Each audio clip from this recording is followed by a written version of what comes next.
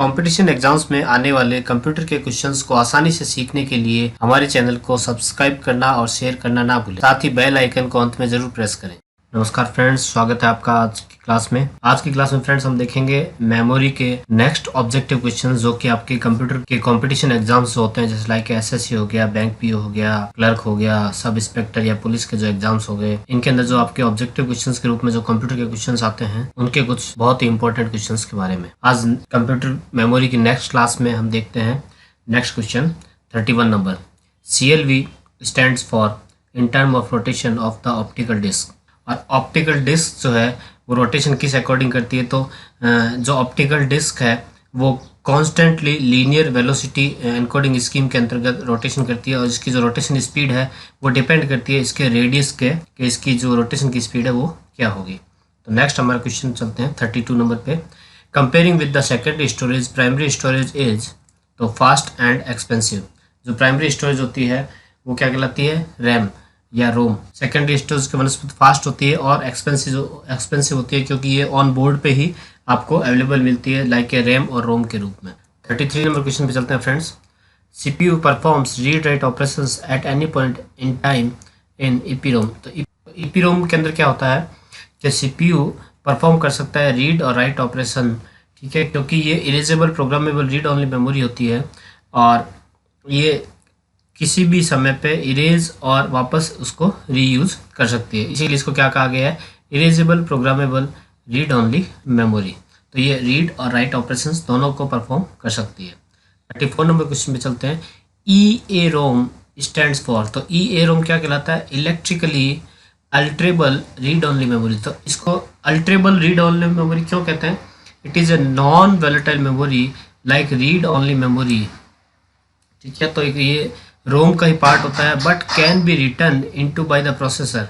लेकिन इसको किसके द्वारा लिखा जा सकता है, प्रोसेस के द्वारा लिखा जाता है।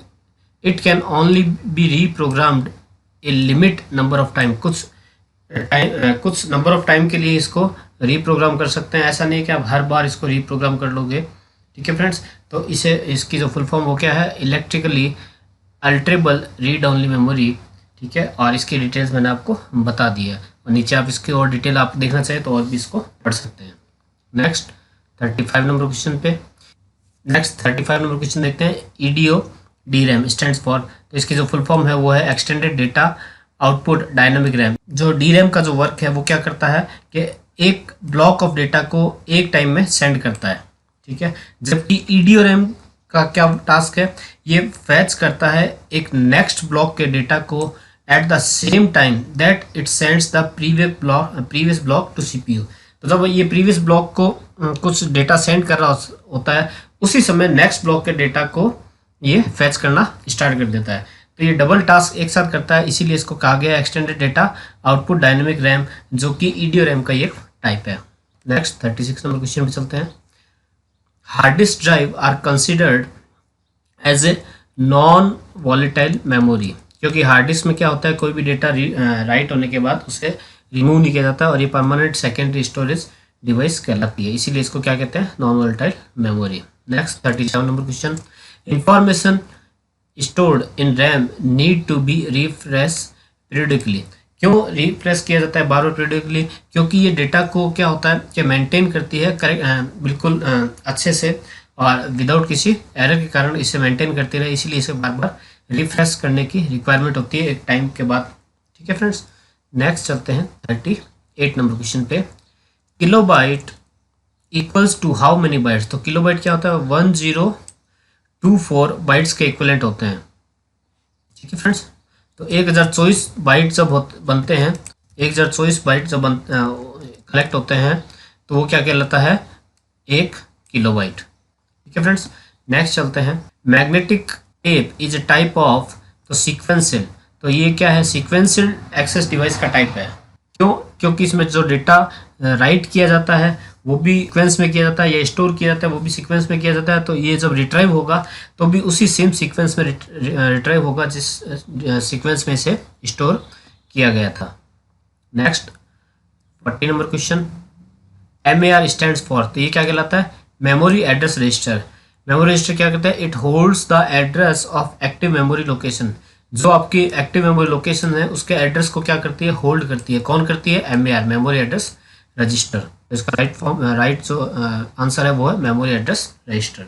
फ्रेंड्स, ये काफ़ी सारे क्वेश्चंस हैं जो शॉर्ट फॉर्म पे डिपेंड है, तो आप जैसे जैसे इसके डिटेल में पढ़ेंगे इसकी शॉर्ट फॉर्म भी आपको क्लियर होती चलेगी। और कंप्यूटर में जो कंपटीशन एग्जाम्स में होते हैं उनके अंदर कंप्यूटर की शॉर्ट फॉर्म काफ़ी बार पूछी जाती है, इसीलिए मैं आपको ये बार बार रिमाइंड कर रहा हूँ।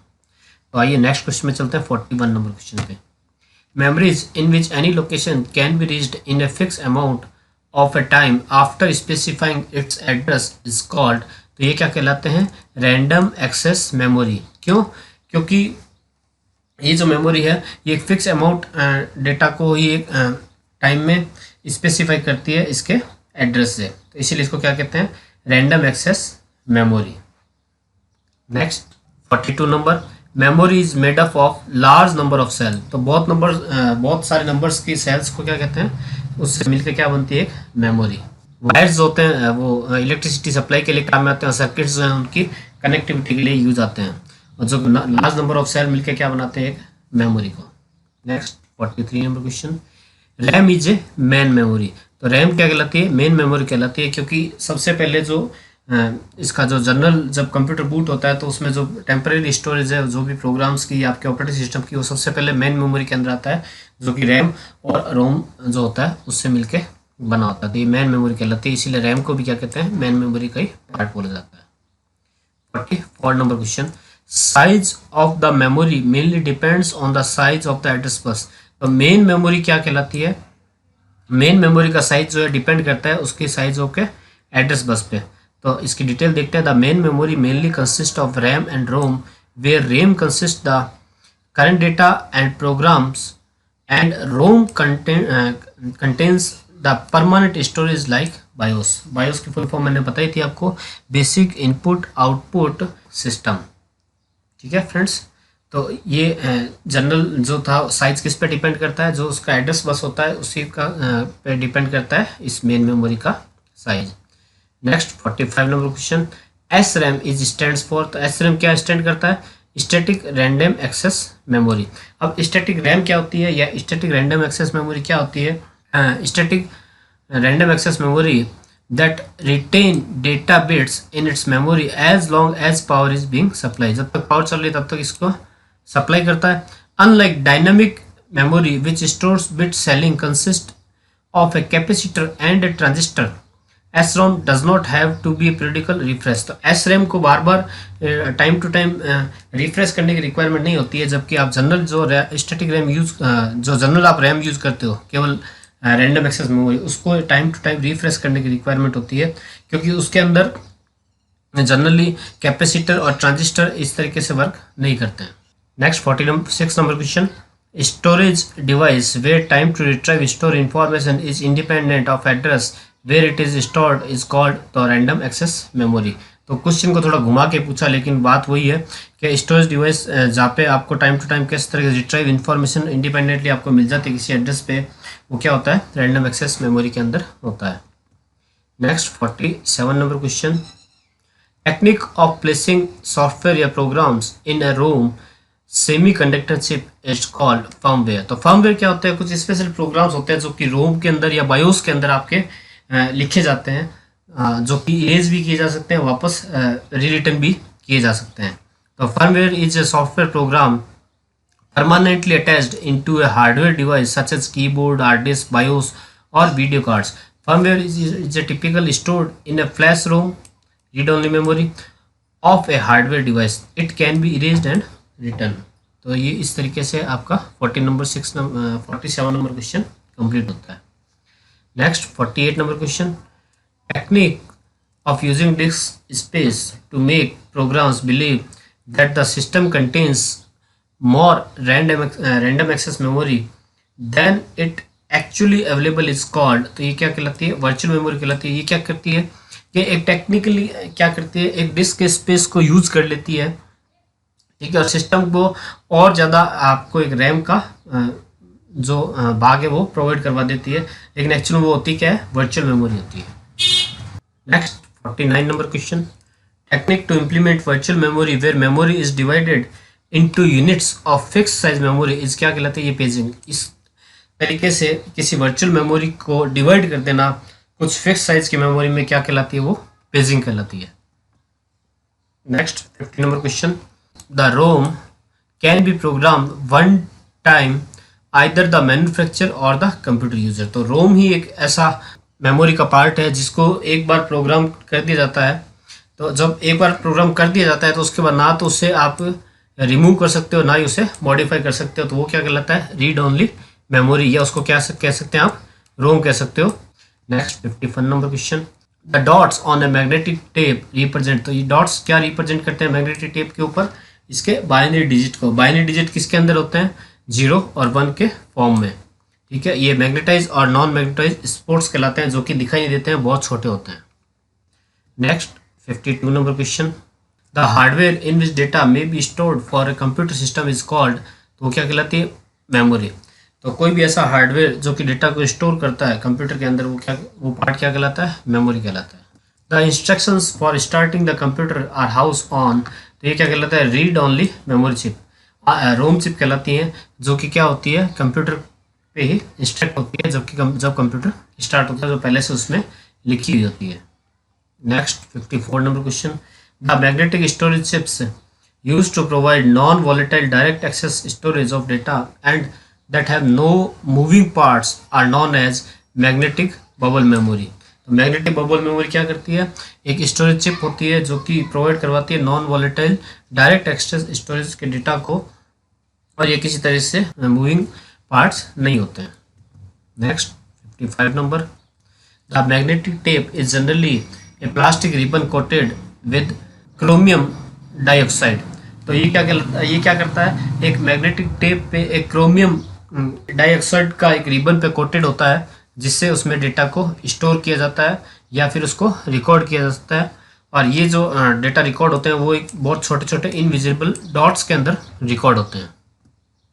Next 56 number, the memory implemented using the semiconductor chip is man memory. तो मैन मेमोरी क्या होती है? एक सेमीकंडक्टर चिप होती है जो कि कहाँ पे होती है? मदरबोर्ड पे आपके लोकेट होती है, और इसीलिए इसको क्या कहा जाता है? मैन मेमोरी बोला जाता है। Next 57 number question, the memory unit that communicate directly with the CPU is called primary और मैन मेमोरी। तो मैन मेमोरी के काफ़ी सारे क्वेश्चंस थे, ठीक है, जो कि हमने देखा, और इसी तरीके से अलग अलग टाइप से इसको पूछा गया है, प्राइमरी मेमोरी को या मैन मेमोरी को। तो ये क्या करती है? डायरेक्ट कम्युनिकेट करती है किसके साथ? सीपीयू के साथ। CPU means central processing unit. तो ये काम किसका है? प्राइमरी या मैन मेमोरी का। Next, the number of characters या seconds that can be transmitted to the memory from the tape is denoted by the term data transfer rate. तो जब भी हम कोई कैरेक्टर प्रति सेकंड ट्रांसमिट करते हैं जैसे मेमोरी से टेप के अंदर, तो उसको क्या कहते हैं? डेटा ट्रांसफर रेट बोला जाता है, जो किस में काउंट होता है? डीपीएस में, ठीक है, या उसको बाइट्स पर सेकंड भी आप बोल सकते हो। ठीक है friends. Next 59 number, the optical disc tracks are divided into sectors whose size remains the same. जब भी किसी ऑप्टिकल डिस्क के ट्रैक को डिवाइड किया जाता है, ठीक है, तो उसका जो साइज होता है वो सेम रहता है पूरी डिस्क के अंदर, चाहे वो उस डिस्क का साइज कुछ भी हो। नेक्स्ट 60 नंबर क्वेश्चन और लास्ट क्वेश्चन आज की क्लास का, the primary device that a computer uses to store information is hard drive. तो जब भी कोई प्राइमरी डिवाइस से कंप्यूटर के अंदर इंफॉर्मेशन स्टोर की जाती है तो वो किस में जाती है? हार्ड ड्राइव के अंदर जाती है, या जिसको आप हार्ड डिस्क भी बोलते हैं। तो फ्रेंड्स आज के नए क्लास के आपने 30 क्वेश्चंस और देखे, और काफ़ी इजी क्वेश्चंस थे। काफ़ी क्वेश्चंस आपने देखा होगा घुमा फिरा के पूछे, लेकिन उनका मीनिंग वही है। तो आपको जब कंपटीशन एग्जाम में इस तरह के क्वेश्चंस आए तो आपको कंफ्यूज नहीं होना है, आराम से उसे रीड करना है और उसका सही आंसर देना है। तो ये काफ़ी इंपॉर्टेंट क्वेश्चंस हैं जो आपके कंपटीशन एग्जाम में आपको ज़रूर मिलेंगे, चाहे वो एसएससी का एग्जाम हो, चाहे आईबीपीएस का हो, चाहे बैंक्स के कोई भी एग्जाम हो, चाहे वो क्लर्क हो या फिर टीचर्स का हो या इंफॉर्मेटिक असिस्टेंट का एग्जाम हो। तो आगे भी मैं आपको इस तरह के बहुत इंपॉर्टेंट क्वेश्चंस देता रहूँगा। आप मेरे चैनल को सब्सक्राइब करना ना भूलिएगा और बेल आइकन ज़रूर प्रेस कीजिएगा ताकि आपको मेरे नेक्स्ट वीडियोज़ के नोटिफिकेशन जल्दी से जल्दी मिलते रहें। Thank you friend.